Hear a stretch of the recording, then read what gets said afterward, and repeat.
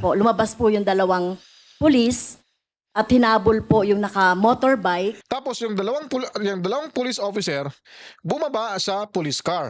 Tapos yung nakamotor dumaan sa kanilang harapan, hinabol daw ng dalawang pulis. Ano ba talaga? Sana po ay magkaroon tayo ng report, lalong-lalo na po dito sa station ng pulis na sumasakop po sa BGC. Kung ito po ba ay legitimate na operation. Pero hindi Ikaw, nandun ka na kasi, nakita mo na, siyempre papaniwalaan mo kayo. Pag kayo yung nag-report dun sa station nila, talagang papaniwalaan mo kayo kasi congresswoman kayo eh. tinitake ko po ito, kung hindi po magkakaroon ng police report na kung ano man po itong insidente na ito, tinitake ko po ito as personal threat sa aking seguridad. We verified po sa Taguig City Police Station as well as the Southern Police District. Wala po silang na-receive na ganong report po. Dadagan Balita News Update.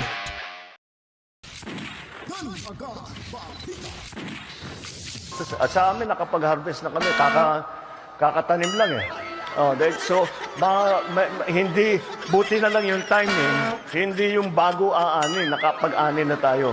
So, kung yung season na susunod, 5,000 pesos. okay. It's, 5,000 pesos. Hindi, akong bangang.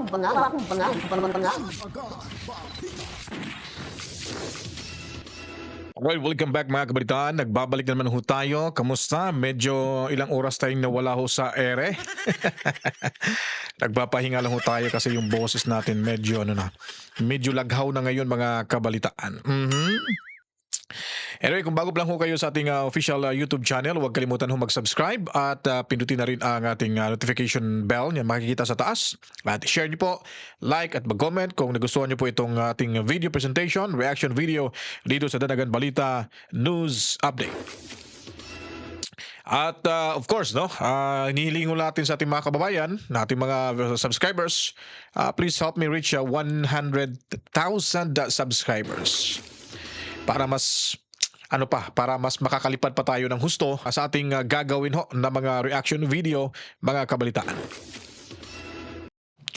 So ngayon po, kung makikita niyo po itong larawan na ito, itong pagmumukha ni convicted congresswoman, mga kabalitaan, napakakapalang mukha, nandyan pa rin ho.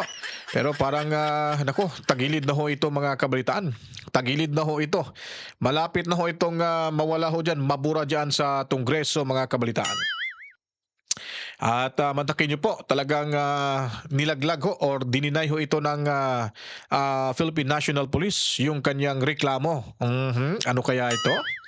Nagdadramahan na naman ho itong matandang ulupong, mga kabalitaan. Dahil daw parang may nananakot ho sa kanya. So para maintindihan ho natin ang lahat, mga kabalitaan, so panoorin ho natin itong kanyang sinasabi ho dito sa Kongreso. Kung ito ba ay talagang kapanipaniwala or katang-isip lamang or guni-guni lamang, mga kabalitaan. Kasi nga, parang hindi niya na alam kung anong gagawin niya dahil ang dami na. May kaso na naman to sa Ethics Committee, mga kabalitaan. Tuloy ho tayo kay ulupong Congresswoman Franz Castro. Personal and collective privilege dahil may kinalaman po sa aking seguridad. So, kagabi po, Mr. Chair, mga bandang 11 o'clock o 11 p.m., nasaksi po tayo doon sa isang insidente na pagpaputok ng baril ng pulis. So, binabagtas po namin, ewan ko pa lang po kung main road ito ng BGC, meron pong pulis sa harap namin, police car, at merong dumaan na naka-motorbike sa harap namin hanggang sa lumabas. Saglit lang, nagugulo na ako nito. Ano ba?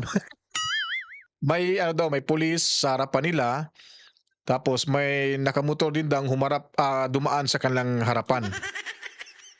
So ano ba? Paano ba yung maging pulis yung nasa harapan ng kanilang sasakyan, yung police car daw? Tapos may dumaan na nakamotorsiklo sa kanilang harapan. Kanina bang harapan? Sa kanya, parang nagyata, parang may bakante yata sa gitna, kaya dumaan siguro. Mababangga ho yung nakamotor, mga kabalitaan. Sige, tuloy ho natin para maintindihan natin mga kabalitaan. Po yung police, Mr. Chair, doon sa mobile car po. Lumabas po yung dalawang police at hinabol po yung naka-motorbike.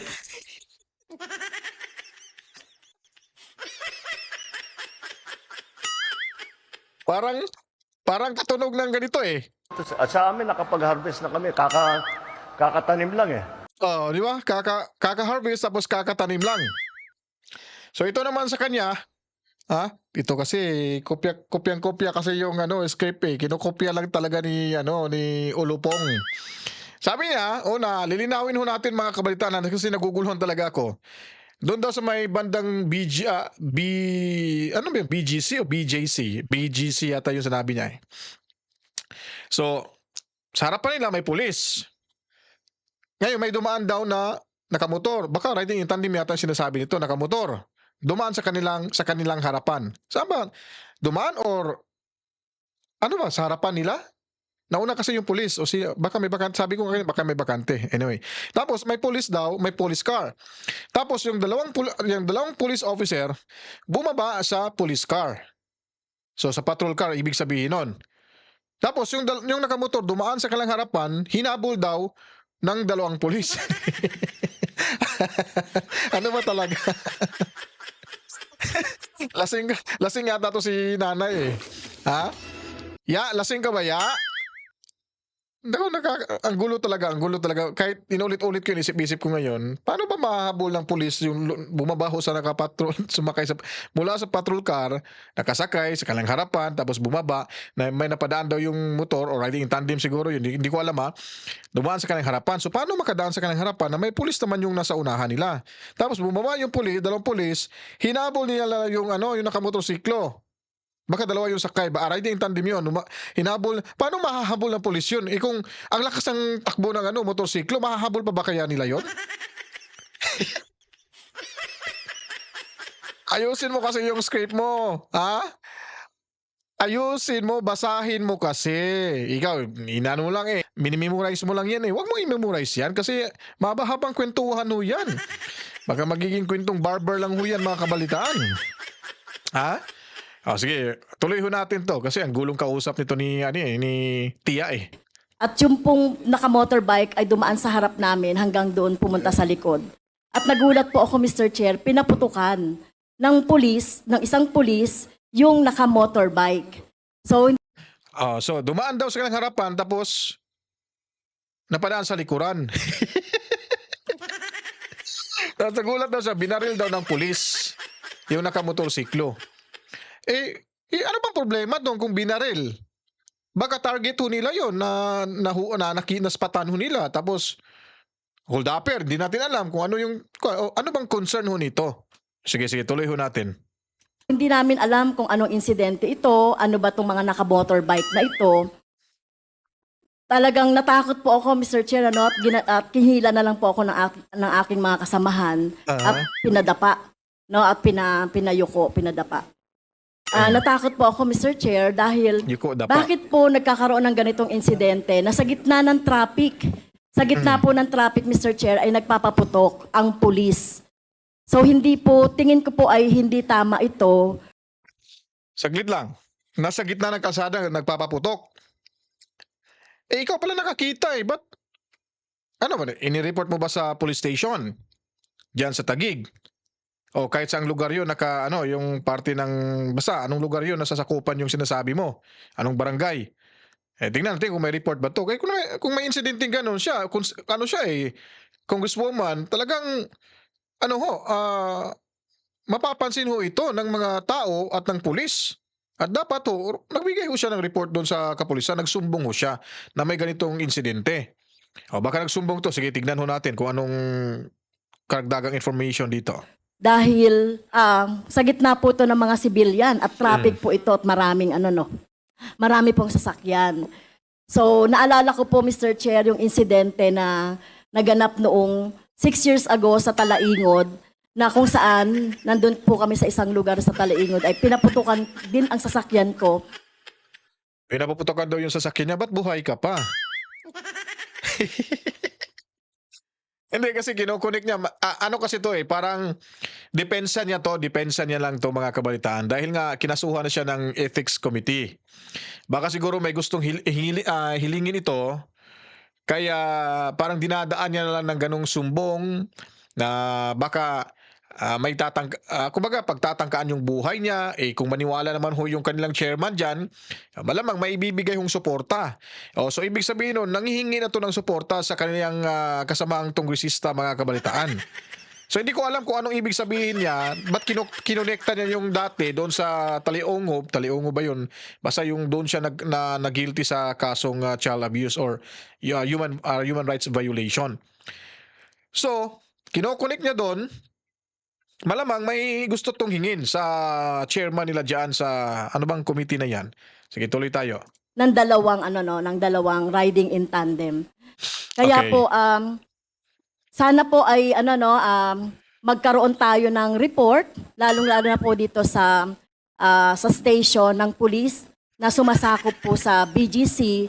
Po ito po ba ay legitimate na operation? Pero hindi Ikaw nandun ka na kasi, nakita mo na siyempre papaniwalaan ho kayo pag kayo yung nag-report doon sa station nila o kung saang station na parte, talagang papaniwalaan ho kayo kasi congresswoman kayo Di po ba?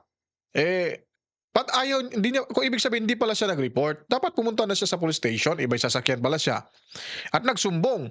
So parang ang punto niya, binibigyan niya ho ng mali siya na baka siguro siya yung puenterya. Kung ikaw yung puenterya, malamang wala ka na ho dyan sa inuupuan mo. So ano bang connection? Ano bang issue dito, Tia? Ha? Chay, ano issue dito, Chay? Sige nga. po dapat nagpapaputok sa harap ng mga sibilyan. Alam ba nila na nandoon po ako? Sa gitna po nagpaputok. Hinabol sa likod. Kung kahit andun ka, basta kung nakita ng mga pulis na kriminal yung kanilang pinaghahanap, kailangan pa bang magpaalam sa'yo? Ay, kung gusto mo man, saglit lang po Ito yung hinahanap namin, babarilin muna namin. Bang, bang, bang, bang, bang, bang. O, salamat kung gusto mo man, alis na kami. Ganun siguro yung gusto niyang mangyari. Pabida-bida ka rin ano? Wag na kami. Wag niyo na ikwento yan dyan. Ha? Hindi kami ngayon ipinanganak. Alam na ho namin yung mga ninja moves niyo dyan. Ha? Lalo na itong pagmumukha nitong ni Chay. Chay? Go ahead, Chay. Kaya po, Mr. Chair, tinitake ko po ito kung hindi po magkakaroon ng police report na kung ano man po itong insidente na ito, tinitake ko po ito as personal threat sa aking seguridad. Dahil alam niyo naman po, Mr. Chair, di ba, minsan na po akong pinagbantaan ng dating presidente. Ano daw? Iniisip niya daw na threat na daw sa kanya. Paano magiging threat sa'yo yun? Para ka ring si Yupulda Ha? Ano naging threat sa'yo? Hindi naman ikaw yung binaril. Sabi mo nga, pinapaputukan ng pulis yung naka-riding in tandem. So paano magiging threat sa'yo yun? Okay sana kung sasakyan mo yung pinagbabaril. Kasi malaking katakot-takot yun na pagbabanta sa'yo. Ibang tao yung binaril, trabaho ng pulis, kung talagang may nangyari yun doon sa BGC na sinasabi mo, dapat ikaw na yung nag-report kasi pinipersonal mo yan di ba? Sabi mo, tinitik mo na as personal sa'yo dahil nga may nagbanta na sa'yo, natakot ka. May gusto ko lang hingin dyan sa kasamahan mong tongresista. Wag na kami, sabi ko sa'yo wag na kami. Hindi kami ngayon lang ipinanganak. Tandaan niyo po yan, Chay, ha? Chay? Okay ba tayo dyan, Chay? Sige. Duterte at sa araw-araw na pagsasalita din ng Vice President. Pabida-bida rin Naghahanap rin kakapi talaga mga Paano ba tinamay mo na naman si Duterte, si Sara Duterte? Ikaw ba yung pinagbantaan? Ha? At saka wala namang pagbabantang nangyari. Sinabi niya lang pag may nangyaring masama ho sa kanya at alam na ho kung sinong gumawa at siyempre gaganti ho. Ipaghihiganti niya yung sarili niya sa pamagitan ng ibang tao. Pero hindi ibig sabihin na papatayin. Na may mangyari sa wala, papatayin niya mga kabaitaan. Napakamangmang naman tong Chay na to. Ha? Tapos tinitik niya personal, tapos dinadawit niya si Inday Sara Duterte sa mga pangyayari. Ha? Kasi guilty na kasi kayo sa mga pinanggagawa niyong walang kakwenta-kwenta. Saan na ba yung impeachment ninyo ngayon? Ha? Saan na ba? Oh, hindi kayo makakalusot. Ang makakalusot lang yung Kongreso. Kasi may summary report. Yung summary report, yun na yung ginagagamitin nila kasi inatsapwera na ho kayo. Ginamit lang ho kayo para madamay kayo sa kalukuhan dyan sa ibang mga kongresistang pinagsamahan nyo dyan.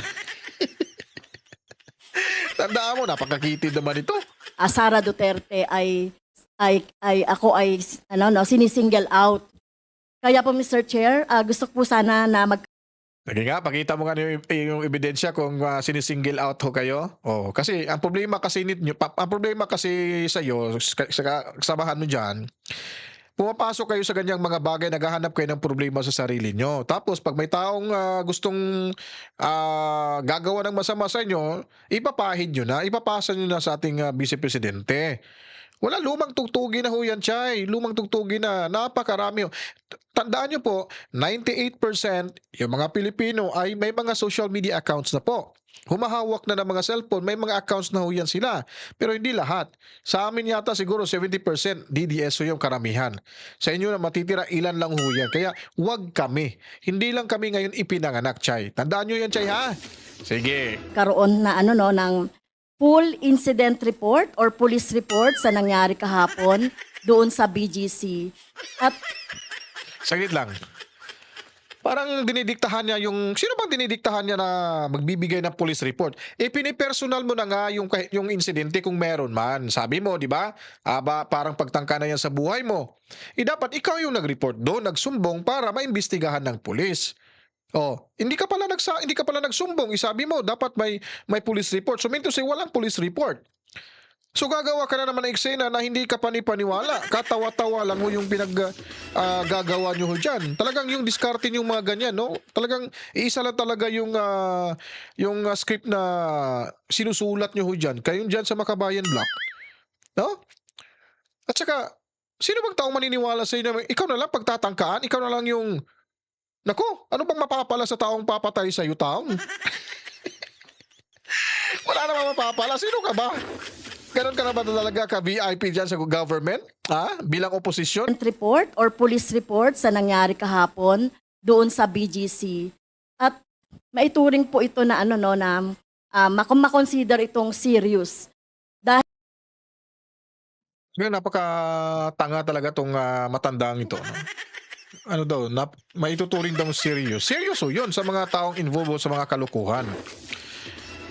Kung tinitik mo pala as personal ito at banta sa buhay mo, ba't hindi ka pa nag-report para at least maimbestigahan kung ano mga pangyayari? Hindi yung ano-ano na naman yung pinagsasabi mo, kukunik mo pa kay Inday Sara Duterte. Ano ba? Kasi natatakot na to sa buhay niya. Galit na yung mga manubo doon, no? Mga lumad doon sa isang party ng Davao dahil nga ay hindi nga ito nakulong. Convicted to sa human rights violation sa mga bata na kanilang ikinulong sa isang lugar. Ngayon nagalit na yung mga dato doon, leaders. Kaya galit na ito. Kaya gumagawa ito ng hakbang para may makakuha ng suporta diyan sa Kongreso. Kaya nagiging na siya, parang balisa na siya. Hindi naman natin, pangit naman pagsabihin natin paranoid. Hindi naman siya napaparanoid. Kaso nga lang, natakot siya. Na baka may kikitil sa buhay niya, mga kabaitaan. Yan kasi, pinapasukan nyo kasi yung mga dapat harapin nyo. Dapat matapang kayo kasi ang tatapang nyo sa harap ng mga dyan sa plenaryo, ang tatapang nyo, hindi nyo na ginagalang yung vice presidente ho natin. Sa mga ganyang bagay, natatakot pala kayo. Kaya naman ho kayo siguro kung tatakbo ka sa distrito nyo talaga, hindi ka naman siguro mananalo. So, lang may party list pwede mong gamitin para magiging representative ka. Kasi pag yung pananalita mo, para kang hindi professional. Ewan ko lang kung teacher ba to? Hindi naman ganyan yung mga teacher ng kakilala ko Ewan ko lang. Di man ako teacher. Kaya hindi ko rin pagmamalaki na magaling ako sila pinagmamalaki yung magaling sila too good to be true kumbaga. Tuloy tayo. Dahil siguro tayo po, ako tinitignan ko rin ito na may kinalaman sa aking trabaho. Dahil alam niyo naman po, ako yung very vocal doon sa pagsasalita vocal. sa mga committee, sa Quadcom, sa Good Government.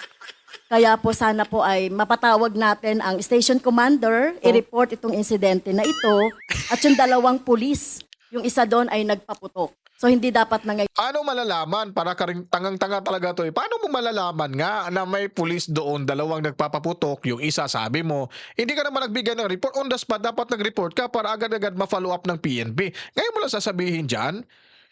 At kung walang report to, wala hong insidenteng ganon. Yun po yung totoo dyan.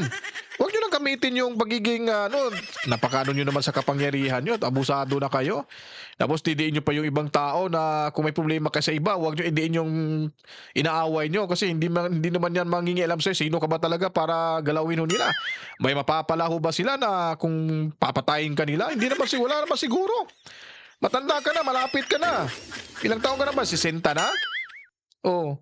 Dapat nagbagong buhay ka na kasi 60 ka na siguro eh. Dapat nagbagong buhay ka na. Lumapit ka na sa Panginoon. Oh, tuloy tayo dito. Parang naganahan na ako eh. nangyayari yan, lalong-lalo na sa gitna ng mga sibilyan.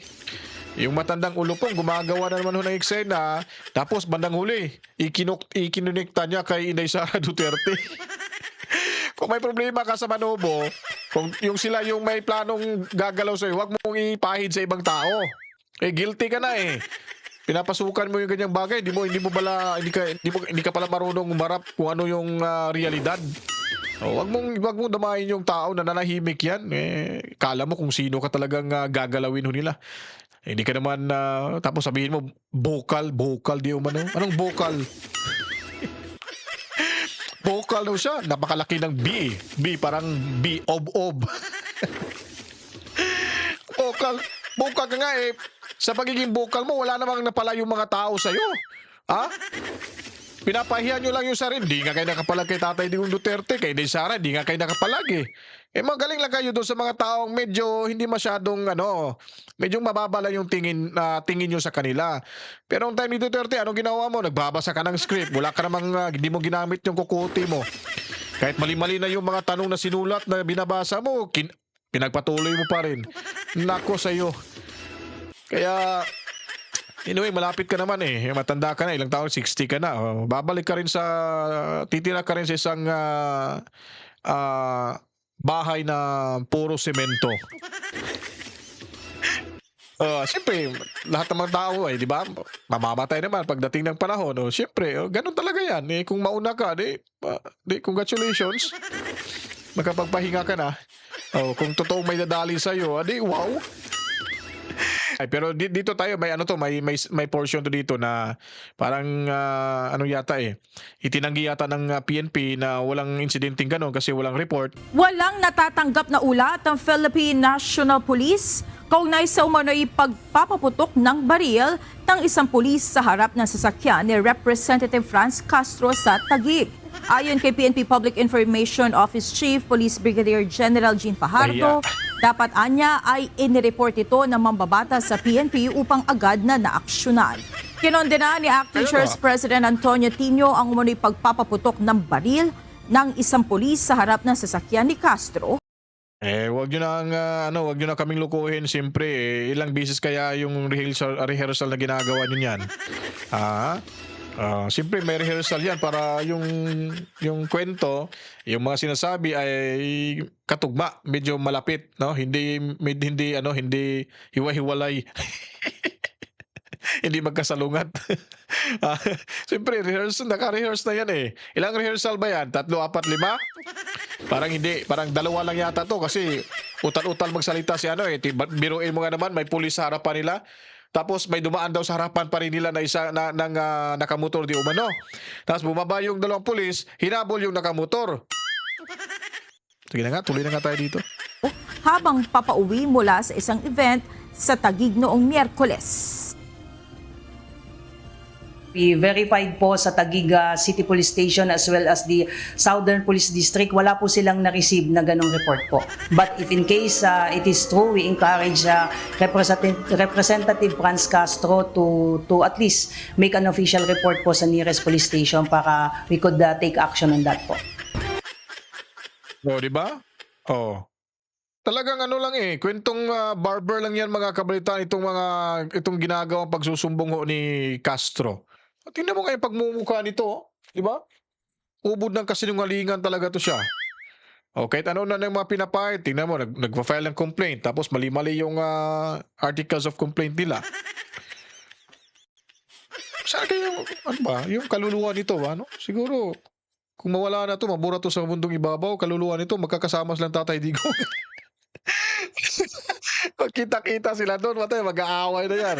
Siyempre, sabi ni Tatay Digong ako yung hari dito. Oh, welcome to the club. Oh, patay, doon ka talaga lilitisin ni Tatay Digong pag nagkataon. Di ba? Pero sa totoo lang, itong tao na to talagang hindi na to makakaalis-alis sa kanilang lugar. Siguro may mga backup na to. Kasi maraming galit din dito sa hindi lang yung mga Duterte at yung mga Manubo. May mga iba sigurong tao din na galit din siguro, no? Kaya hindi natin alam Kaya kung totoo man yung kwento niya, humanda ka na, pagandaan mo na yung baka hanggang Disyembre ka na lang, delikado. Kailangan humingi ka talaga ng proteksyon sa PNP kung totoo yan. Delikado yung buhay mo pag ganon. Pero kung kasinungalingan, nakakaya itong matandang to. Hindi na nga kapanipaniwala, gumawa pa na eksena ng walang katuturan, mas lalo nang hindi kapanipaniwalaan. Anyway, salamat to. Ito lang yung natin, video natin ngayon at babalik tayo maya-maya po, no? Kasi medyo yung boses mo natin, nagkaroon tayo ng medyo namamalat yung boses natin. But anyways, okay lang naman. At inihingi ko po yung suporta nyo dito sa munting bahay natin. No? Sana makuha natin yung 100,000 subscribers. So, yun lang po yung pag-subscribe nyo. Malaking tulong na ho yan sa atin. Dahil para mas lalong mapapapursigi pa ho tayong makagawa ng mga information na kailangan hong maintindihan ng mga kasamahan ho natin sa social media, sa mga subscribers ho natin at lalo na sa mga kababayan natin abroad, no? Sila ho ay pinaka-importante sa lahat po mga kabalitan maliban ho sa mga kababayan natin sa Pilipinas. At yun nga. Huwag lang po kalimutan mag-subscribe at i-like nyo po para at least malaman ho ng karamihan at i-share nyo po para malaman pa ng iba na hindi pa po nakakabisita ho sa ating official YouTube channel. Kaya ako po'y magpapaalam, kita-kits tayo sa susunod mga oras. Babalik pa ho tayo Abang-abangan nyo po yung dagardagan pa natin mga impormasyon dahil hinimay-himay pa po natin para dire-diretso yung ating pagbibigay ng reaksyon sa mga pangyayari ho sa ating lipunan. To God be the glory, Mawa, Chip Chip. Peace out.